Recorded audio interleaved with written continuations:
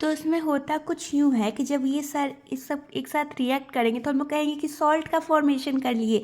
तो वो जो सारे सॉल्ट हैं अभी क्या है, इसमें ये डिज़ोल्व है। जैसे जैसे हम लोग इसका टेम्परेचर इंक्रीज़ करेंगे वैसे वैसे क्या होगा, इसका कंसंट्रेशन भी इंक्रीज़ होगा और एक टाइम ऐसा आएगा जब ये सैचुरेशन पे पहुंच जाएगा, यानी कि अब उससे ज़्यादा वो चीज़ उसके अंदर डिज़ोल्व नहीं होगी।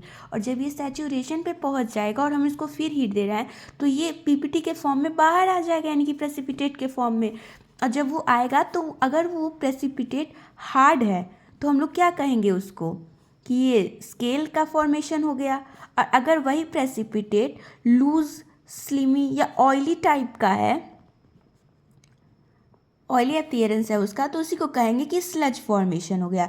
अब स्केल और स्लज में बात करते हैं तो सबसे अच्छा मतलब दोनों ही बुरे होते हैं, लेकिन स्केल जो होता है ये ज़्यादा ही बुरा होता है।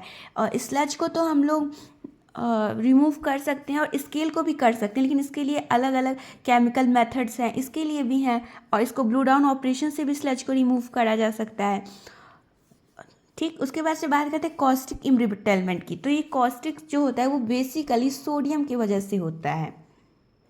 जो हम लोग sodium bicarbonate, sodium carbonate use करते हैं, तो जब हम लोग यूज़ करते हैं और जब उसको हम और हीट करेंगे तो हीट करने से क्या होगा कि NaOH का फॉर्मेशन होगा। और NaOH जो होता है मेन रिस्पॉन्सिबल होता है कॉस्टिक के लिए। और फिर बॉयलर में कॉस्टिक इम्ब्रिटलमेंट को अकर हो जाता है और बॉयलर हमारा डैमेज हो जाता है। फिर बॉयलर का कोरोजन, जाहिर सी बात है अब इतना सब कुछ होगा तो बॉयलर कोरोड तो होगा ही, और जब कोरोड होगा तो बॉयलर कोरोजन उसको कहा जाएगा। फिर प्राइमिंग एंड फोमिंग, ये भी बिल्कुल स्केल एंड स्लज के जैसे ही मतलब टू है। अब प्राइमिंग में जो होता है और फोमिंग, इसको हम लोग इस तरीके से तो शो नहीं कर सकते। फोमिंग जो होता है, पहले प्राइमिंग समझ लेते हैं। जब ये बॉयलर है, जब ये हीट हो रहा है तो कुछ पार्टिकल्स जो होते हैं वो बाहर आ जाते हैं, आउट ऑफ बॉयलर चले जाते हैं। इसी चीज़ को प्राइमिंग कहा जाता है, यानी कि वाटर में से कुछ पार्टिकल्स जो होते हैं वो बाहर आ जाते हैं, तो वो चीज़ प्राइमिंग। और फोमिंग जो होता है बबल्स का फॉर्मेशन। ऐसे बबल्स जब पानी हम लोग गर्म करते हैं तो देखते हैं कोई ना कुछ बबल्स बनते हैं और वो बबल्स ईजिली ब्रेक डाउन नहीं होते हैं। और उसी टाइप्स के जो बबल्स जो ब्रेक डाउन ना हो पाते हैं ईजिली, उसको फोमिंग कहते हैं। अगर दोनों का कंपेयर किया जाए तो प्राइमिंग और फोमिंग में सबसे ज़्यादा जो हार्मफुल होता है वो फोमिंग ही होता है। प्राइमिंग क्यों होता है ऐसे, क्योंकि अगर हम लोग अचानक से इसकी वेलोसिटी स्टीम की बढ़ा दे, स्पीड इसकी बढ़ा दे, या फिर अच्छे का बॉयलर डिज़ाइन प्रॉपर ना हो, और या फिर बहुत ज़्यादा पार्टिकल्स मानी बहुत ज़्यादा वाटर इसमें ऐड कर दे, तो भी प्राइमिंग देखने को मिलता है। और फोमिंग जो बेसिकली इसका मेन पर्पस जो होता है, मतलब कॉज जो होता है वो ऑयली, यानी कि जहाँ भी ऑयली सब्सटेंस आएगा, जहाँ भी कुछ ऑयली जैसे इसको थोड़ा सा भी मिलेगा तुरंत वो फोमिंग शो कर देगा।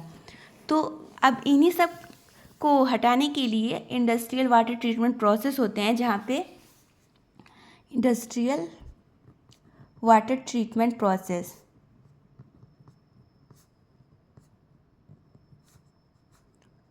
अब इन्हीं सब चीज़ों को हटाने के लिए, यानी कि ऐसे तो हम लोग का बॉयलर डैमेज हो जाएगा और वो कितना ही दिन तक चलेगा, उतना महंगा बॉयलर लगा है और फिर वो टिक भी नहीं पाया, तो वैसे तो हार्मफुल ही है हम लोग के लिए भी। तो अब इसी ट्रीटमेंट को, इसी का ट्रीटमेंट करने के लिए, इसी चीज़ को हटाने के लिए कुछ प्रोसेस होते हैं जो हम लोग अप्लाई करते हैं। सबसे पहला जो होता है इंटरनल और एक्सटर्नल।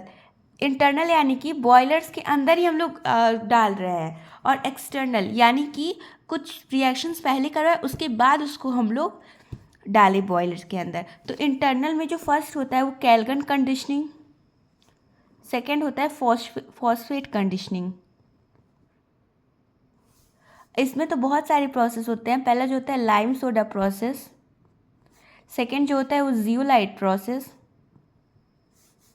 और लाइम सोडा में एक छोटा सा पार्ट आ जाता है क्लर्क प्रोसेस का, लेकिन ये दोनों अलग प्रोसेस हैं। लेकिन लाइम सोडा क्लर्क इतना सिमिलर है, बस एक चीज़ का डिफरेंस होता है क्लर्क में, इसलिए हम इसको साथ में लिख देते हैं। फिर होता है आयन एक्सचेंज प्रोसेस, और फोर्थ रिवर्स ऑस्मोसिस। तो इसमें तो ये सारे प्रोसेस हैं जिसके हेल्प से हम लोग इन सभी चीज़ों को हटा सकते हैं। तो आज के इस वीडियो में बस इतना ही। अगर वीडियो आपको अच्छी लगी तो इसे लाइक कीजिए, शेयर कीजिए, चैनल को सब्सक्राइब कीजिए। Thank you.